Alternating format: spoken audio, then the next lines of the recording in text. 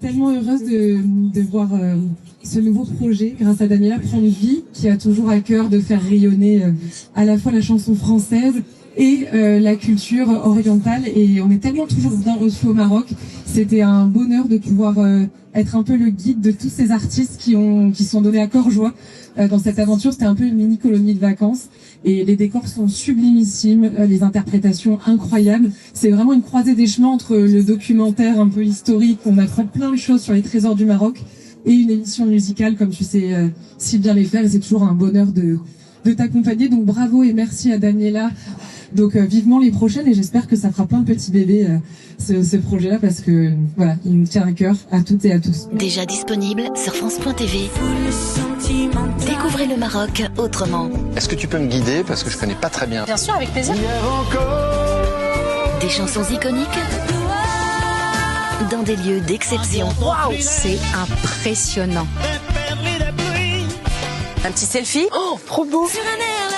Des rendez-vous intenses avec des gens passionnés. Bien utiliser les mains. Comme ça, voilà. L'émission s'appelle Voyage, Voyage. En fait, on a tous roulé en voiture en regardant des paysages magnifiques et en écoutant de la musique et en se disant quel moment extraordinaire. Cette émission, c'est un petit peu ça. C'est un road trip avec de la musique, et c'est des artistes, 12 chanteurs français et marocains qui sont venus pour servir de guide au public. Ils vont de Rabat à Fès et à Ouarzazate, et ils rencontrent des gens, ils vivent des expériences. Donc certains, comme Tina Arena, ont fait ou Yuri Buenaventura ont fait l'une un tagine, l'autre de la poterie. D'autres ont fait des rencontres, comme Icar qui a rencontré Loubna, qui est une femme extraordinaire, qui est pilote de ligne et qui transmet la culture amazigh aujourd'hui dans le village d'où elle vient. Voilà, donc ce sont à la fois des rencontres avec des gens, avec un pays, et avec ce qui fait l'énergie et la modernité du Maroc d'aujourd'hui. Quels ont été pour vous les défis artistiques et logistiques en tant que réalisateur?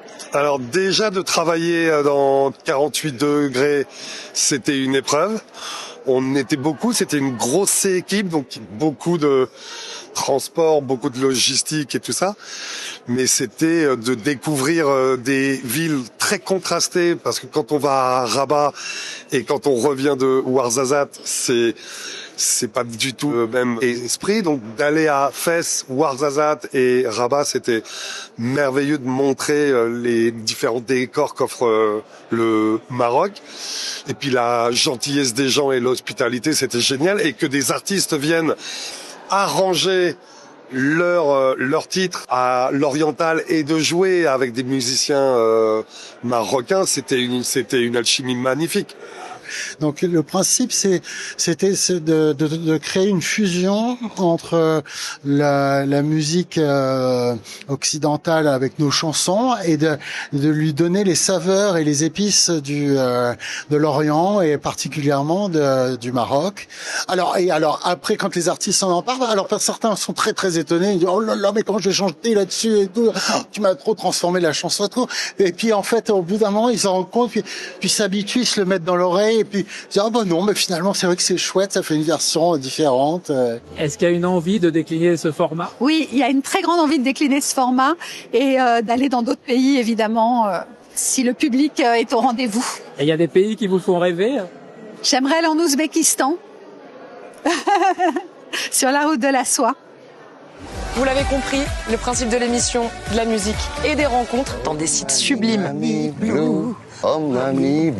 Voyage, voyage, les stars chantent au Maroc, présenté par Laurie Tillman sur notre plateforme, et ce soir à 21h10 sur France 3.